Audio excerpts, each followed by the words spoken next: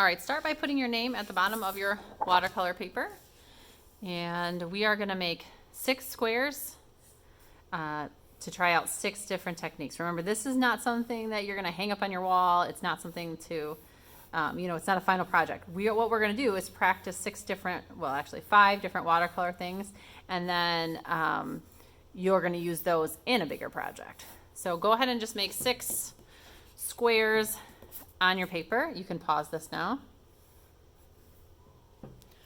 All right, next we are gonna label these. So label them just like mine. Let me just pause it and show you. Okay, go ahead and pause it again and label all of these. All right, once you have them all labeled, your name's on there, you have 6 squares.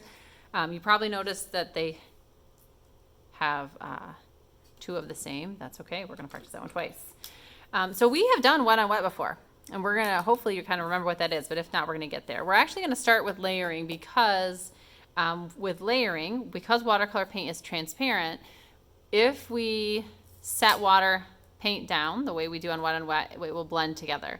With layering, we don't want it to blend together. We want to build up some color, so we have to let it dry, each layer dry in between. So you're gonna get some water and pick any color except for black or brown. We don't want it too dark. And remember to add plenty of water. Never digging into the paint. You are never pressing hard. You're never scooping. You just kind of put your water on there and get a little bit of paint.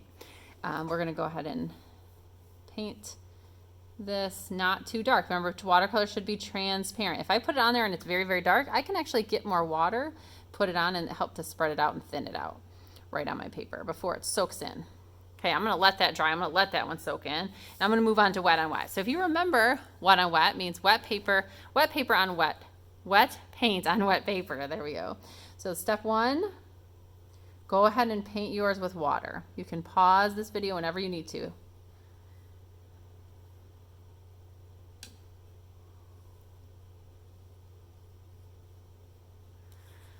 Okay, so there's mine. It's a little bit reddish looking.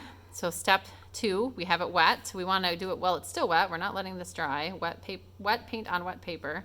Something in there. Okay. I'm going to just pick a couple colors. Now, it helps if I know the color wheel, and I have a color wheel here.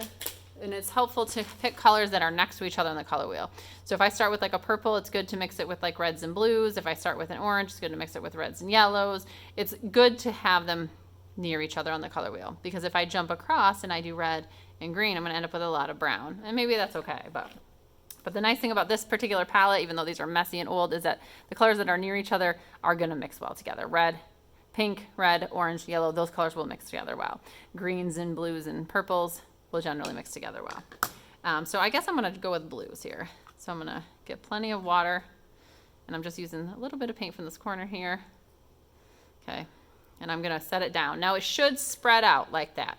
If it doesn't get those fuzzy edges, if it doesn't spread out, I don't have enough water, and I should stop and put more water down. But I'm just going to kind of stamp around. I'm not moving my brush back and forth. I'm just putting some paint down. Now I'm going to get a color. I'm going to get some purple. I'm doing the same thing. Put some water on it. Getting some paint in that water.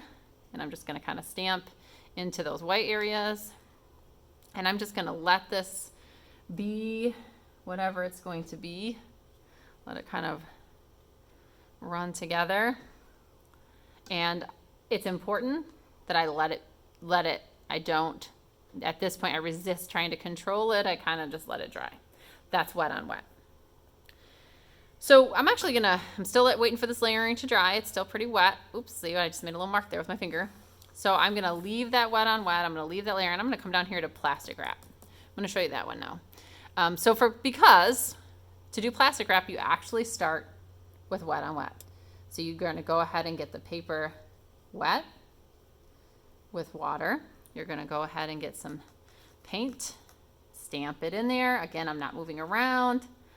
And then after I get this all on here, what I can do is I can come on top with some saran wrap. So let me grab some, and I'm going to show you what that looks like. All right, I have a piece of saran wrap now, and I'm going to kind of just wrinkle it up a little bit, and I'm going to set it on top of this paint, and I'm just going to leave it there to dry. So I'm not really going to know what that looks like until tomorrow. but I'm just gonna like let that be, let that dry. Wax resist. This one is where you use a crayon to make marks and paint over top of it. So I bet you've done that before. And a lot of times we give students white crayons because then it's sort of like the white of the paper. Actually, we did this already this year, but it doesn't have to be white. It can be any color crayon. All right, so I've used a yellow crayon to make these marks.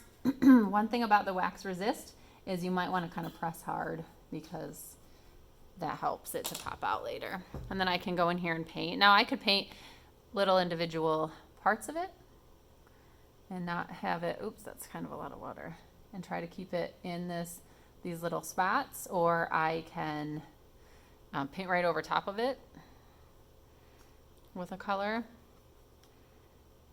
And either way, it's not going to paint on that yellow because it is resisting it. It's kind of blocked where I want to put paint.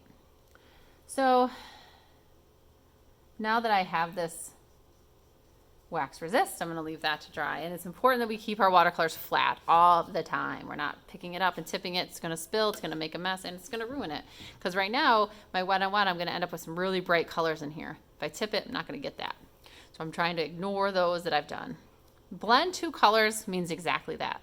I'm going from one color to another.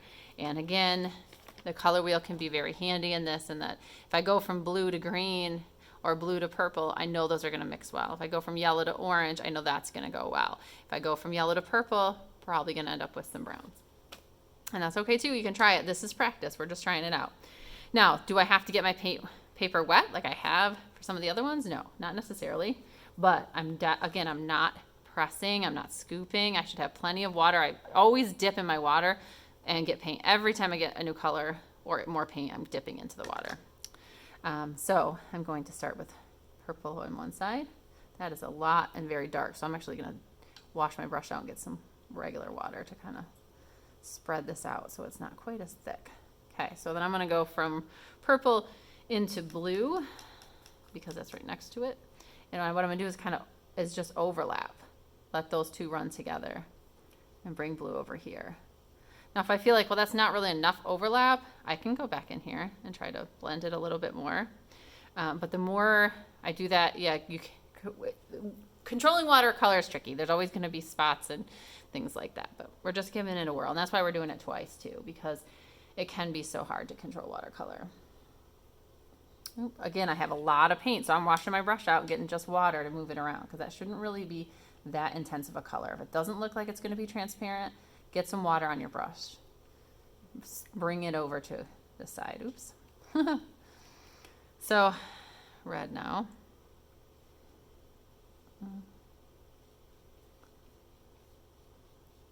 Got some real puddles in there. So now if you have way too much water, a little trick is to put your brush into the water, but then like squeeze it out so that it's pretty dry. And then you could actually pick up and lift up some of the paint if you had a spot that was like, that's just way too much. So I can try to blend this better if I want, if I didn't like the way that was blended. Although now I feel like it doesn't have enough paint. So this is your key. This is done. This is a grade. This is finished for today. Oh wait, no, just kidding. We need to do the layering. It's pretty dry. Okay. And once we do the layering, it will be done for today. And then we can start on our bigger project and talk about what that looks like for watercolor. So what I'm going to do is I'm taking another color. I turn into kind of an army green because my yellow is very strange. And I'm just trying to put some layers of other color on top of here. I'm going to take brown since I kind of already have this like army thing happening here. Just to see, what's it look like layered over top of another one. And I can experiment with having drier brush by squeezing my brush out and getting some paint and going over top of it. How does that look when I'm layering it?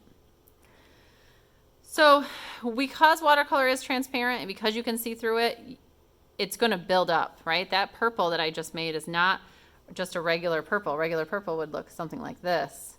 It's got that gray in it too. Because it's transparent, it's always kind of building up. So if I had yellow and I put blue over top, it would look sort of greenish. But now it's finished. I can gently set it to dry flat on the counter. And now I have a cheat sheet for when I move to my bigger painting tomorrow.